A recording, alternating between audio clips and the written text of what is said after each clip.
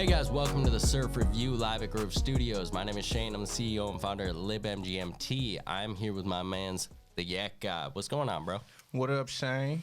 All right, what song are we reviewing today? I think we got something crazy up first. So today we starting with this new Drake track from the Scary Hours tape called What's Next. All right, let me just say, Drake doesn't need us to review this song. He's Drake. Bingo. But we're going to do it anyways. So how you feeling about it, Yak God? So everybody know who Drake is. We don't really got to get too much into like who Drake is, the Facts. artist. So for me, like pressing play on the track, I was like, he did it again. Okay. He did it again. I mean, he's Drake. He's going to keep doing it, man. He's just going to keep doing his thing. Like, Drake's going number one. He doesn't even have to tell anyone he's dropping a song. It's going number one. They don't even need to know. Because He's it's like going to go hours number one. away from being number one in the UK now. We knew he was going one in America. Yeah. He's hours away from being number one in the UK. Okay. For like, I believe they said the seventh time in the UK. Wouldn't surprise me. It would surprise me that it's that low. That's what surprised me, to be honest. I'm like, 7 times. So Drake ain't that guy in the UK, but in America, he got this shit on lock. Facts. And like with this track, see, what I expect from Drake most of the time, it's going to be this commercial hit. It's going to be a number one track. It's going to be one of those things that's like, it's designed for the radio. It's designed for playlist. It's designed to be a number one hit. But I didn't feel we got that from Drake this time. For me, I felt like he went back to his mixtape era Drake, like Jimmy from Degrassi, like, you know, Young Money, the come up Drake of the, you know, the late 2000s. I like that he was addressing shit. What do you mean addressing? What was he addressing? Like the closing of the track when he was like basically like, shit, you want to know what I've been doing? Drake been having sex. Drake been going on dates. Like, I'm like, okay, you telling us that you regular, really? And people look at him like some type of demigod or something, but I feel like he doing a good job now of letting people know, like, I'm like y'all, like, I get irritated. I might smack you. It would be an honor to be smacked by Drake. Not even gonna lie, bro. But he's a human being like the rest of us. Like, all these artists are at the end of the day. And on this track, like, I really didn't feel he made a track that was designed for the audience. Like, he just spoke his truth. I love when artists do that, especially when they're the size of Drake. Like, they're number one. We know they're going to hit number one on the charts. We know they're one of the biggest artists of all time, and he's still just, I feel like he got in the booth at his homie's house. They threw this together, and he was like, let's just drop it. It wasn't something that he, you know, spent months figuring out how are we going to play to the audience's ear. Let's figure out pitch, tone, all of those things. Like, the chorus got to be super catchy, so it just repeats in your head endlessly until you know, want to off yourself because you can't stop hearing that song playing on the radio. And it's just like, with this, I love this side of Drake the most. Mm-hmm. You know what I got from this track also? What's that?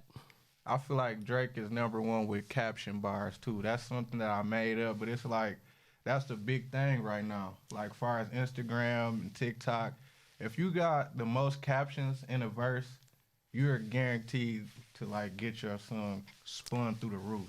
I agree with that 1,000%, because those lyrics that are like, if it can work for a caption, you're doing something right for the internet. But and on this, I feel like Drake just wanted to show a different side of himself that was not, you know, like all of Drake's number one hits, all of his, like when he had, what album was it that like every track on that charted in the top 40? It was Nothing Was the Same. Yep.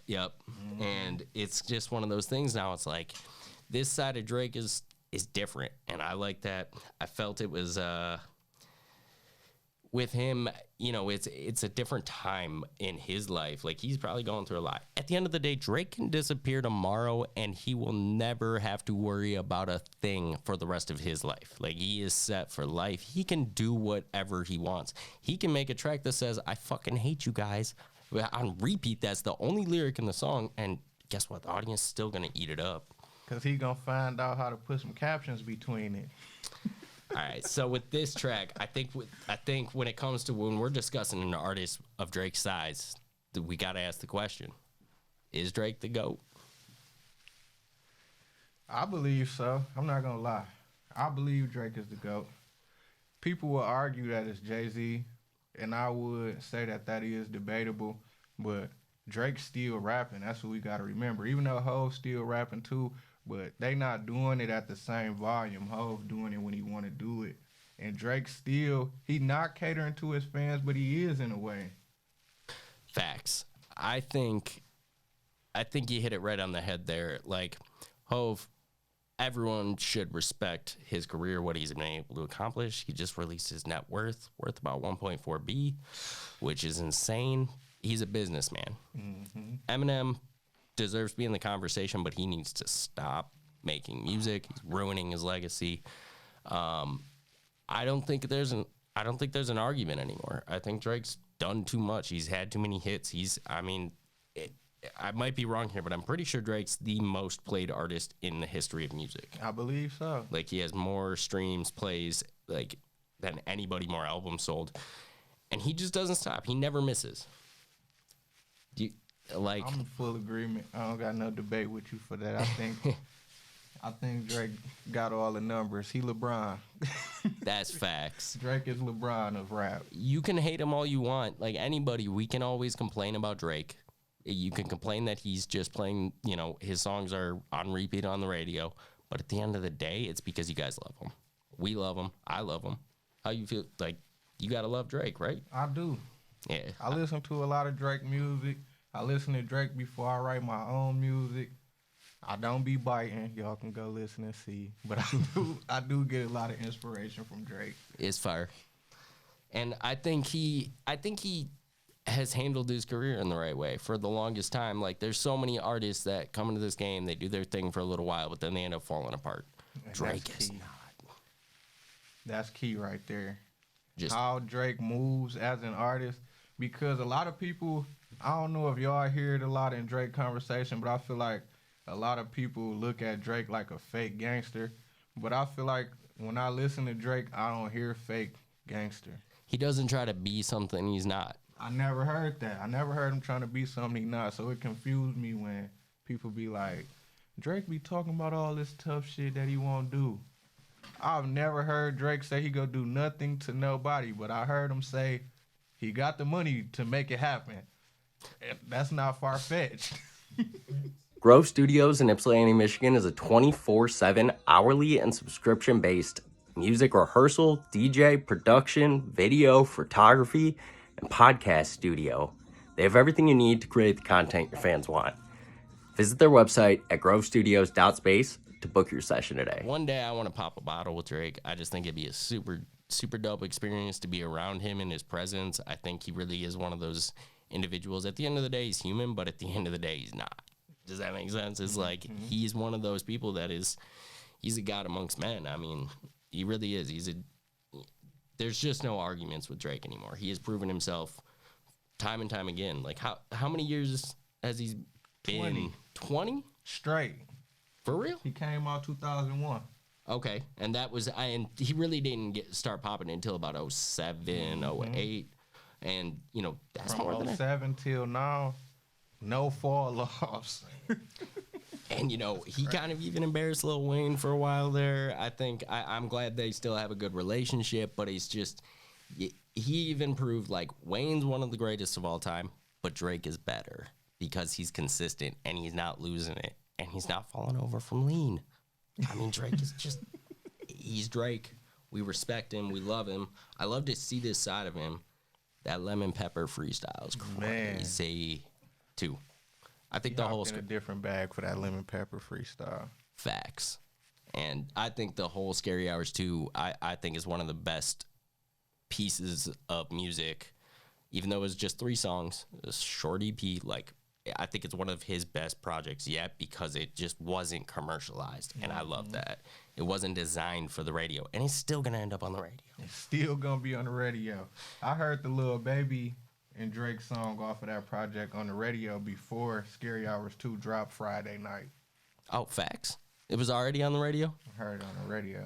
Man, see, Now I was in a conversation the other day, and there was somebody that works with Drake's label. They work in the marketing department there, and somebody asked them, goes, what do you guys do when Drake walks into the building and he says, I want to drop a project on Friday and it's Monday?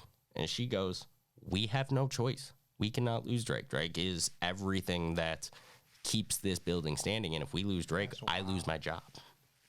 That's wild. No artist can do that. You guys can't walk to your label and say you want to drop a project in 3 days. Why? Because you guys need more time for rollouts, prepare all these things. They're going to work overnight for Drake. And I think I don't really have too much more to say about him. I mean, he's the GOAT. And I think what's next for him is he just keeps cementing his legacy. Basically. I feel like there's only one more question to ask here. Is this Drake's last album, the next one that's coming? What's next for Drake? What's left with his career? He's done it all. Like, there's no more accomplishments when you're at the top of the mountain. What's next for Drake? 35 years old. He's still competing with Hov. Even though he done surpassed them in many ways, they still competing. So I feel like until he dropped the same amount of albums as Hov, he not going to lead a game. No. Oh, what'd you say, Jay? No. You want to come over? Let's bring this photographer in. He's out here doing his thing. He's got an opinion here. Let's hear it. Got my boy OVO Jay from Pontiac tapping in. I believe this is Drake's last album. This is Drake's last album. And it's going to prove what direction he's going in the future. He's a dad now. He's 35. I think he's finished after this.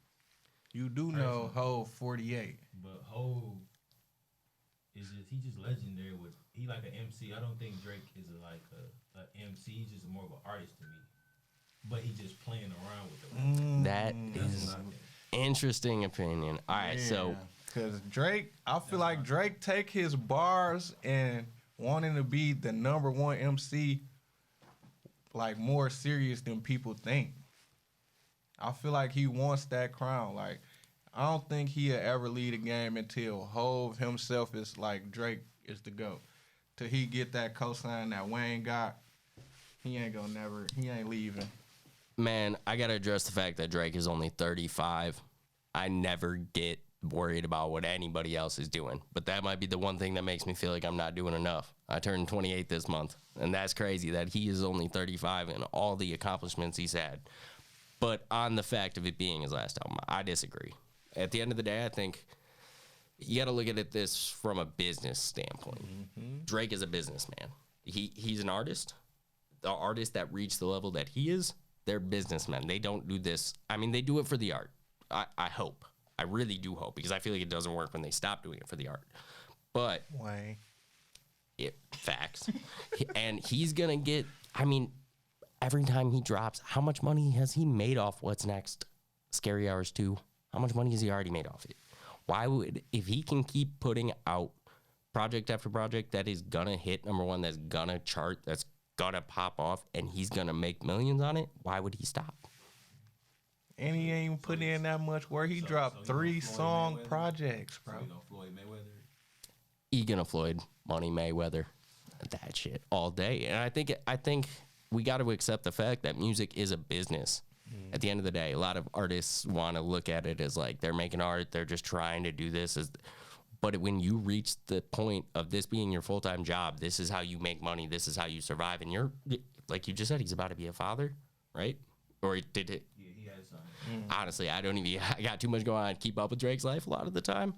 But he's got to be able to take care of his kids. He'll probably a lot of artists put royalties in their children's name in case something happens to them. Like, their kids are set for life. And I just don't see Drake being the individual that's going to fall off. And he has a financial responsibility to just keep churning out. Like, every time he puts something like this out, it makes him money. And it makes the record label money. And it makes the team money. And there's a whole payroll of people that would maybe not go out of work, but I'm sure that having Drake on your resume is going to get you more work no matter what happens. But I think the touring, like, he hasn't been able to tour now in more than a year.